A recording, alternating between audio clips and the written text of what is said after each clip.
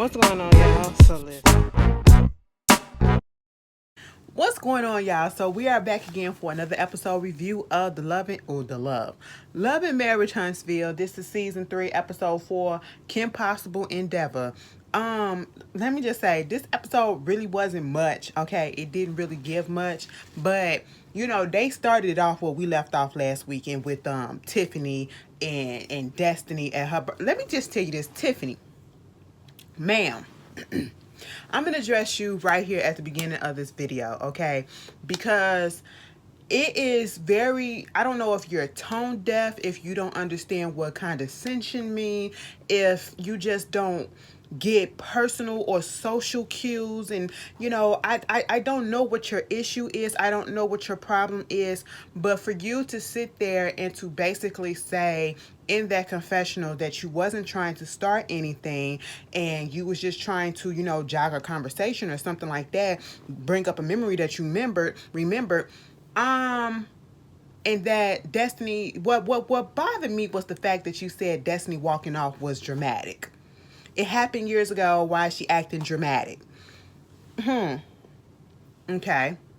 So somebody tell you something about your ex-husband and you getting confused with him potentially cheating on you during your relationship. You mean to tell me that you're not going to feel some way that it was brought up in front of a whole group of people that you did not deliver that information to? Like, come on, Tiffany, come on. And then it's that condescending tone shit. Like, I can't deal with it. Like, Tiffany, you done already rubbed all of us wrong, okay?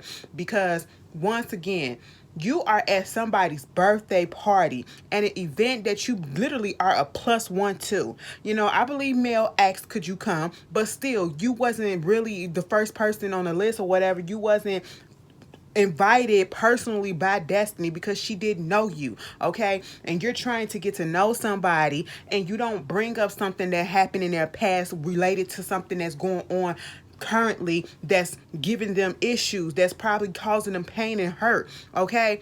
Granted, Destiny 9 out of 10 probably already knew about the stuff, but she claims that he wasn't cheating, and you don't do no stuff like that. You don't do stuff like that, bitch. What happened to social etiquette? Hi, my name is Tiffany. How you doing? Yeah, I think we met before. I can't remember, but I think we probably did. We probably ran into each other on some type of event. I think your husband, you said y'all divorcing now, but your husband at the time was getting an award or something. Yeah, and I met you at that event. Okay, cool. End of it. That's it. That's it. You ain't have to say nothing else. You ain't have to say nothing else. And if you didn't see him or her at a particular place, say where you saw her at, okay? But don't offer that other information that he was, it was another girl or some shit like that, And I'm sitting here like, what? You don't understand where the issue lies, okay, and where you messed up at. And then Melanie, let me get on you, okay? Miss Ma'am,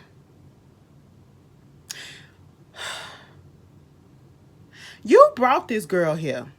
So I blame you, okay? I'm putting some of that bullet on you because you literally brought that girl there. I ain't saying that you brought her there to stir the pot up or whatever, but that's exactly what went the freak down, okay?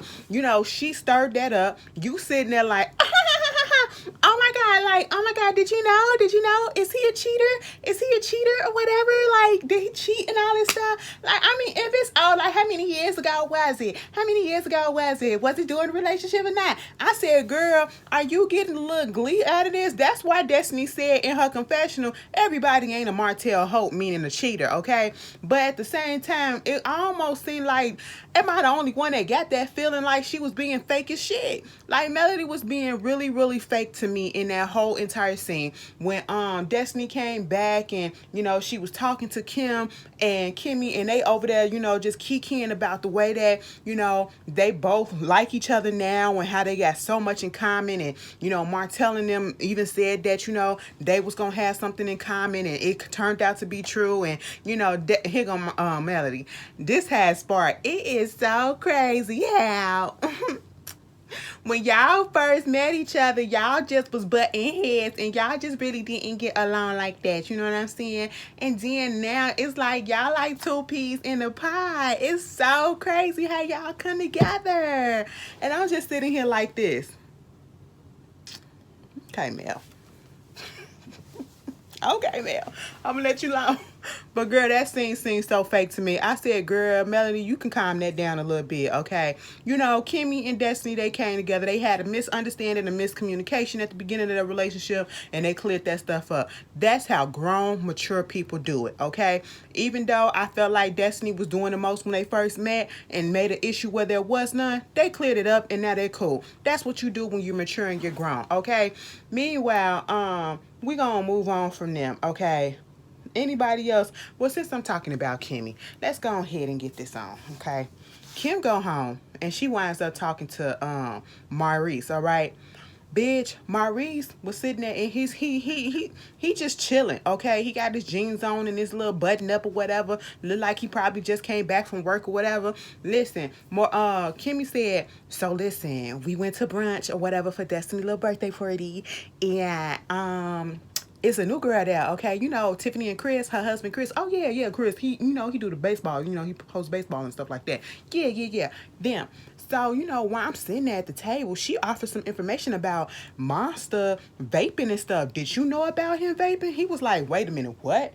Okay, first of all, yes, I knew about him vaping. I knew about the whole incident. But for you to put his business out there like that, and you putting this out there in front of a whole bunch of people as if we wanted everybody to know that, and then now it's gonna make him look like a deviant. You see what? I already see that I'm not gonna like this Tiffany girl. I said, damn, Maurice. Maurice got mad. Maurice got mad. We don't really see Maurice mad like that. I was like, oh, this your version of mad. It was cute. You know, us little light bright, he was about to turn red and stuff. I was just like, oh, you're mad. It's understandable because everything that he said was true, even though you can probably say he was being a little dramatic or doing a little much. But, you know, he is raising a black boy, okay? And you putting this stigma out there that he out here doing this stuff and doing that stuff, whatever, like, no. And once again, Tiffany, you should not have opened up the situation with that, okay? Granted, you don't know if Kimmy knew, which she didn't, okay? And why was that information put out there? Why did anybody need to know that? And then you did it in front of the whole group. Why? You can't explain why, because there was no reason. You was being messy. There are other ways to start a conversation, and that's not it. Social cues. I ain't even got to say social etiquette. It's social cues, bitch, okay? But then, you know, he gets upset about that. Kimmy asks him, you know, did you talk to him about it? Because she never found out about it, you know, from him. And this spirals into a whole conversation about him prioritizing, you know, the family over his work because he's a workaholic, okay? And, you know, sometimes Kimmy feels put in the background and she's only there for a need-to-know basis because she finds out that not only did, you know, of course, Maurice talk to Monster about the vaping situation, and he said he wasn't going to talk to anybody else about it. He handled it the way that he wanted to handle it. He felt that he needed to handle it. You know, he told Kiowa, his mother, yes, but you also should have told Kimmy. Truth be told, he lives in Kimmy's home, and you know, she's taking a part in raising him. That was something that you should have told her. But you know, if they came to an understanding, okay, we'll let that go. But at the same time, Kimmy make it seem as though they have this issue all the time. You know, he does not know how to prioritize his family and his responsibilities when it comes between family and work. You know, saying how Monster would like to spend more time with you. Monster looks up to you and all this. You know, they got into basically this deep conversation. And truth be told, it felt like it was going on and on in a circle because they were saying the same thing, and the scene went way too long for me. Okay, I said, damn, I ain't never seen a long scene with Kimmy and Maurice ever in the whole history of Love and Marriage Huntsville. I said this scene, it went on like 2 minutes too long, okay? It was 2 minutes too long. Like, girl, it came off commercial break. There they go talking. It went on commercial break. I said, that's it? It was just them in that scene? They said, yeah. And I was like, oh, okay. What it all boils down to is he needs to prioritize his time, okay? You know, you can't, I understand that you want to work and you want to build this life and this legacy and you want to show your son what it is to be a hard worker and stuff like that and, you know, not have stuff handed down, but you also have to be there, okay? Your son needs to see you physically and have that, you know, attention, and your wife also needs that too, you know? And so, That's basically what it was coming down to. Later on, they was supposed to meet up with Kiowa, and this comes back into play. They was supposed to meet up with Kiowa and her husband. They sitting down there at the restaurant and they talking, and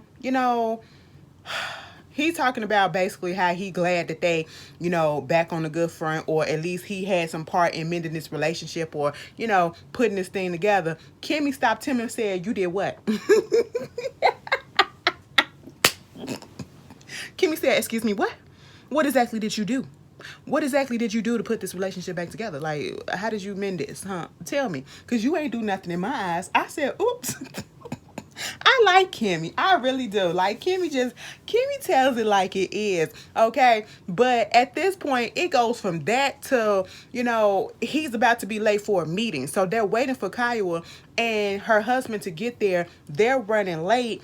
And, he needs to get to a meeting within the next 7 minutes or whatever. And so they have to talk about whether or not, Kimmy knows his talking points and where he stands at on stuff. And she was like, "I shouldn't have to talk for you, okay? You shouldn't leave me here to tell them how it is that you feel, okay? You want to say something, so why I got to say it for you because you're not here? We're supposed to be doing this thing. We're supposed to be all four of us, and we're supposed to all be coming together. But now it's just three. It don't make no sense." And he left her ass there. I said, "Girl, it wouldn't have been me. It wouldn't have been me." And first of all, you know what? Truth be told, it ain't really Maurice's fault in that situation. It's Kiowa and her goddamn husband's fault. Okay? You don't schedule something and you be late. And if you gonna be late, text a bitch, call a bitch, and let them know that you're going to be late. And maybe we need to reschedule. And that, as soon as you text them or call them and let them know that you're going to be late, that should have been the time where Maurice should have said, "Well, I have a meeting to get to, so maybe we can put this off and try to come back later on tonight. You can come by the house, or I can come by your hotel,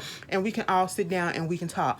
That's what you should have did, okay? You don't leave your wife sitting there, got to talk to your ex-wife about family shit that's involving your child. I said, what the hell is going on? Girl, Maurice, you was wrong for that, and Kyle, you dead ass wrong for being late, okay? Can't never be on time. What the hell? Anyway, moving on from that, that's literally how the episode ended. Who else was in this episode? Like, the episode really was basically that scene, them scene. Okay, Tisha and Maurice, Marceau. That's who all ended up in the episode. We ain't see, okay, and Kimmy. Let me talk about Kimmy and her son.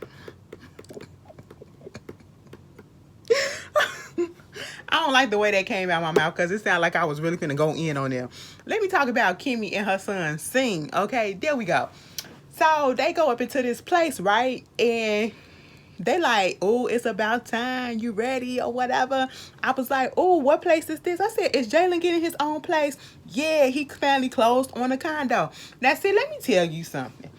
I'm not one of those ones that want to close on something that needs to be fixed up. Okay, I got to put money in to buy, and then I got to put some more money in to fix it up. The only money that I want to put in on it is putting my decorations that I buy, meaning my couch, my bed, my pictures, my vase, my vase. You know what I'm saying? My portraits. Okay, that's what I want to put my curtains. That's what I want to put my money into. I don't want to have to come in and in the first week I can't even move in because I got to take out the sink. I got to replace the refrigerator. I got to put in a new microwave. I got to take down the window sill. I got to replace this, replace that, I don't got time for that. First of all, I ain't got no money for it, but I ain't got time for that. But if you got the money to do that shit, go ahead and do it. And if I see you doing something like that, you might as well build a house up from the ground, okay? But you probably ain't got that much money. You got enough to do repairs, but not to do that. But okay, we're gonna let that go. Anyway, so they come up in there, they assessing the place, and we got to take this out. Don't worry about that. We got to take that out, that out, that out. Okay, cool. So we get into, Jalen and, him working at Black and the responsibilities that he had. Basically, everything that we've been saying, okay? Maurice, what's his name? Marceau, he should have went on ahead and got an assistant manager, general manager. Truth be told, he should have got a general manager and made Jalen excuse me, the assistant manager. And, he was like, I do be trying to tell them that I'm overworked. And it's like, I tell him something, he want it done this way. Then he don't say nothing about it. So I go to Tisha about it. And it's like, she tell me to do it one way. Then Maurice be like, no, I wanted to do it. Or I should say more so. He be like, I wanted to do this way. Girl, let me tell you something. I probably would have quit. Okay, I'm not a quitter, but I probably would have snapped. Okay, I probably would have snapped. Would have went out. What the hell? Okay, and then the fact that Kimmy said, when Marcel said that they was gonna get some help or whatever to help him out, we all knew that he wasn't. I said, what? So you set your son up? You set your son up to take this job, okay? And you knew that he wasn't gonna be, girl. I said, what? But anyway, Jalen better than me because I would have been snapped on both of them. I probably would have lost my job, but I would have been snapped. No, I wouldn't because, family. He wasn't gonna fire him, okay? But at the end of the day, Marcel, you did it backwards, and now you got to go back and do it the right way, okay? And, you overworking the boy. He talking about how they keep on calling up on him and, seeing how he is running the place as if he never ran the place by himself with them not being there because sometimes they're not always there, he was just a little frustrated, and it's understandable. It's understandable. Let me tell you something. I like me some Jalen, okay? But let me tell you this. After looking at last week's episode when he was sitting down there with Marceau, and then looking at this episode while he's standing there talking to his mama, I said, now maybe my ears do need to be cleaned like by a doctor, okay? I probably got some little wax buildup in there, you know what I'm saying? But I do not recall listening to Jalen talk like this in other seasons and hearing his voice sound the way that it does. I'm not going in on it. I'm not saying it's a bad thing.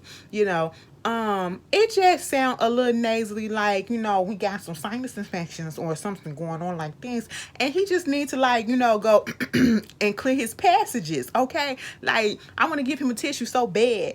He's so cute too. And I want to give him a tissue so bad or put a bub up in his nose and just suck it out, okay? That's all. Like a baby. I want to birth. What Natasha said on Insecure, let me birth you or something like that. To that boy. That shit was funny. That will forever be funny. But anyway, I was just sitting here like, he really sound like that. And then they started talking about Destiny or whatever, because it was a little thing going around saying that, Jalen probably got a thing for Destiny. And he was like, no, that ain't my steez or whatever. That ain't my type. You know what I'm saying? But they do call me the cougar tamer. I said, what? I see a wig. Jalen, stop it. That's funny, okay? I don't care nobody say that shit was funny to me, okay? I laughed a little bit too hard at that. I don't understand why, but bitch, it hit my funny bone in the wrong way, okay? Because I was just dying up in here.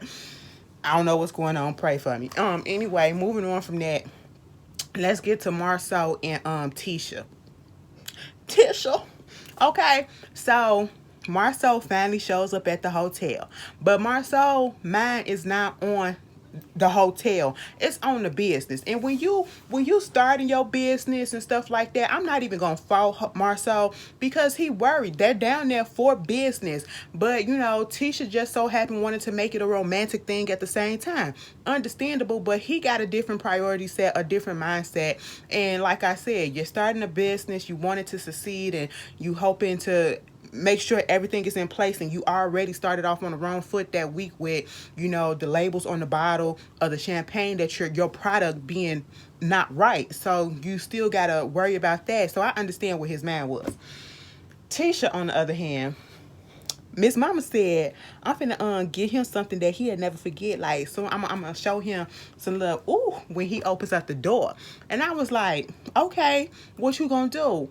So she opened up the door and whatever. It looked like she was getting dressed and stuff. I said, oh, you finna come in there with some lingerie on and everything. I said, that's cute or whatever, Tisha. All right, I like that. Girl, Tisha came to that door with that robe on, and it was like this. Okay, one shoulder was out with a strap right here. And I said, what can he see but a shoulder? Girl, you hadn't all the good. I would have been mad. I think Marceau just said, damn, you look good, just to not hurt her feelings. That's what I feel like was going on, okay? But, truth be told, he probably was turned on. That's his wife. I hope he is, But don't do that. Don't do that, okay? Don't do that to me, ladies, all right? You come to the door when I see you, I open up the door. This how it's supposed to be. You supposed to be in your t-shirt. No, scratch that, okay? Granted, the camera people was down there or whatever, but y'all used to the cameras and all that stuff. But in real life, you come to the door in your bra and your thong, okay? That's what you do. Or you come to the door bucket ass naked. That's what you do. Or you had a robe on and you in your underwears or whatever, and then you be like, that's what you do, okay? Tease the fuck out of me. Don't come to the door clothed with the robe, okay? That's not, You gonna have me be like, why you standing here like that? Girl, let me stop. It's funny though. And so, he was receptive to it. She trying to be all cute and romantic, like she got the wine, she got the, champagne, I should say, and she got a rose and all that stuff. She trying to be cute with it. Marcel sitting up here talking about business, okay? I said, Marcel, you making her dry, okay? You're making her dry with this talk. Sometimes I understand that you got your man focused on this, but look at your wife. Look at your wife and what she doing for you, bitch, okay? Come on, And so he was like, you have to remember, this a business trip. And she was like, oh, come on, you fucking up the mood. That's what you're doing. You're messing up the mood, okay? Meanwhile, they get down there. They're promoting their chocolate wine, chocolate in a bottle. And is it champagne or is it wine? I think it's champagne. Girl, whatever it is, alcohol. Okay, that's what it is. They go meet up with his Uncle Mike, the one who be surveying the land out there for Scott Manor for them. He was like, this was the last time we saw both of y'all, because the wife was there too, was at somebody else's marriage, wedding, I should say. And so, they get to talking, and they start talking about Scott Manor, and Tisha starts throwing little hints that they want to be about the 20th anniversary, because they about to celebrate their 15th anniversary. And Marcel joking about it's just gonna be love. That's what he gonna bring to it, just love. Nah, you better give her a diamond bracelet or something or whatever, putting up with your ass, okay? Bitch, that whole time I was looking at Maurice while he was talking, and they had it on his side profile. Now, I had tweeted this, and I was so surprised that people was actually understanding where I was coming from. The way Maurice's lips are set up, okay, and his mouth is shaped, like his lips kind of protrude out, and I think it's because he do smoke cigars, so his lips are a little darker, so it sometimes look like in certain angles when he talks, he don't have no teeth. Like he didn't put his dentures in that day. Am I the only one who get that? They like it look gummy. Girl, I'm so petty. Okay, I'm so petty and I'm so picky. I be looking at stuff real close like, that's strange. Okay. Oh, okay. But yeah, so Mike was talking about the house, and Marcel talking about the fact that it's taking forever, talking about how you got Tisha's 2-story closet, you got Marcel's basement driveway and garage or whatever. They said take the garage from the first floor to the basement. I was like, oh, y'all got money, because I'm up here in my head trying to think about how's this working, you know what I'm saying? Like, oh my god, let me see the designs, okay? But what got me was when the auntie and them asked, so what's going on with Maurice and Kimmy? They coming out there to the they thinking about moving out there or whatever. It was like truth be told, they probably not. Okay, they probably not. But you need to keep they probably gonna build something, but not over there. But you need to keep all of our plans and our stuff to secret, because if they get a hold on it, Maurice gonna want to try to do stuff and try to do it better and all this stuff. And I'm sitting here looking at Tisha like, now Tisha, hush, we didn't need to hear all of that, okay? Don't annoy me this episode. But see, then Tisha started to annoy me at the very end of her scene, the last scene that we had with her, okay? So they go to this launch of, Black, the chocolate in the wine, chocolate in the bottle, whatever it is, okay? I actually want to try some. If one of y'all watching, send me a bottle or whatever, or tell me where I can go get it. Because according to Marceau said it's in 53 countries, okay? And, you know, he didn't partner up. He owned half the company and all this stuff. And I was like, congratulations. That's big. I like that. Okay. Ain't no hate on that. Congrats. You know, I love it when I see black people succeeding out here, you know, especially in this economy. Yes. That's good. Girl, they was having a good time. They was like this little event, this little soft opening, this little grand opening or whatever that they having, you know, testing the water because they want to put a black out there in Houston, Texas. He was like, you know, everybody came out. We're having fun. They're looking good. We got some celebrities with an S in the house. And I'm standing there like, I'm sitting here looking at the TV, and I looked up when he said celebrities. So I was just like, where? Point them out to me. I know they kept on showing that dude that had that Go Baby chain on his neck. But other than that, I said, who is him? Is he a celebrity? I've never seen him. Is he a local celebrity out there in Houston? Maybe that's what it is. But then they put Nephew Tommy on there. And truth be told, okay, I guess if you've been on TV, y'all call him a celebrity, but you're not a celebrity in my book. You know, something that I find over. But, you know, I guess he got a little clout. So, you know, Nephew Tommy was out there. They was chapping it up and all this stuff. Marceau get up there doing a little toast to the whole opening and having everybody out there. Mind you, people was coming up to Marceau. He introducing himself, but it was this one girl. Hey, Miss Kyra. I had to rewind to see what your name was. You was looking good up in that dress. Okay, you knew what you was doing in that red dress. Everybody else had muted colors on, and you had that red dress on. You was coming to get you some... Girl, I knew you wanted to leave out of there with somebody, okay? I ain't say go home, but leave out there with somebody, okay? You know, a potential partner or whatever. Hey, girl, how you doing? You look beautiful, okay? Let me stop. But Marceau went over there and Marceau was talking to her. Okay, he made his way. He made it his intentions to go over there to say, hello, how you doing? My name is Marceau. And she was like, I'm Kyra. And he was like, okay, cool. Meanwhile, Tisha is all the way over there. She saw all of this go on and she said, hey, Marceau, I'm his wife, Tisha. Okay, how you doing? You know, she was like, I'm good. Next thing you know, they go over to the side, and she was like, she basically getting her feelings on the fact that he was talking to her. Okay, you know, she was like, you know, and everybody was cool, and then you got that girl up in that red dress that you was talking to, and he was like, what girl? Where? I said, you better play that off, Marceau, because that's some shit I would have said. I don't know what you're talking about. And he played it real good. He was like, what you talking about? Because if I would have known, I would have believed him. I almost believed him. Nigga, you know what she was talking about. You knew exactly what she was talking about. And then, you know, at this point, he was looking at her and he was like, listen, you're beautiful. You know, we're trying to do this. We're trying to make this work. We're trying to get this business going. And, you know, I see that you don't look like you're happy.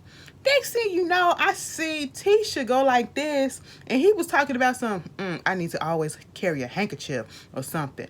So I'm sitting here like, now was she crying? Because she was dabbing at the eye, and it was just the one eye, but it could have been, I want to give her the benefit of the doubt. Okay, y'all put in the comments, was she crying or being overly sensitive about what she saw? Did she have a flashback to when Mel said your man might be cheating on you, and I know the girl, or whatever? Or was it just sweat that she was dabbing away? Please say it was sweat, because I'm going to look at Tisha even more side-eye like, girl, really? Really? You that insecure? Okay? Because you try to act like you're not, but we already know that you are, and you let your slip show in that moment. But anyway, that was Love and Marriage Huntsville. Y'all, I see y'all in a few hours for Raising Cain. Then, okay? And then Real Housewives of Potomac tomorrow. All right. I see y'all later. Peace.